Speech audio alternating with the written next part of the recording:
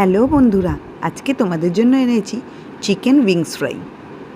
সেটার জন্য আমি আগে একটা মশলা করে নিলাম। সেটা হলো পেঁয়াজ, আদা, রসুন আর কাঁচা লঙ্কা ভালো করে বেটে নিলাম। এবার বাটিতে দুটো লেবু চিপে নিলাম।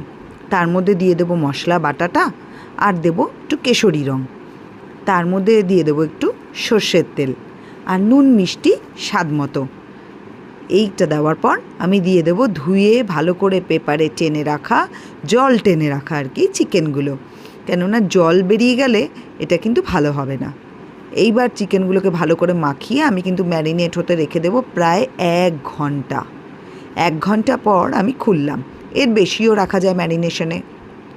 1 ঘন্টা পর খোলার পর আমি আমার স্যান্ডউইচ গ্রিল, যেটা আমি দিদি নাম্বার 1-এ পেয়েছিলাম, সেইটা আমি হিট করে নিলাম আগে।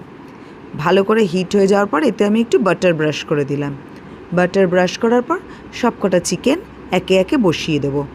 সব কটা চিকেন বসানো হয়ে গেলে আমি এবার ওপর থেকে এটাকে বন্ধ করে দেবো। এটাকে যে আমি বন্ধ করে দেবো, আমি কিন্তু আর খুলবো না।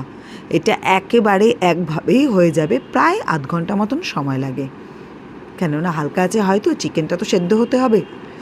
এইবার তারপরে আধ ঘন্টা পর খুলে কয়েকটা অলরেডি আমার বার করা হয়েই গেছে, বাকিগুলো আস্তে আস্তে সব বার করে নিলাম।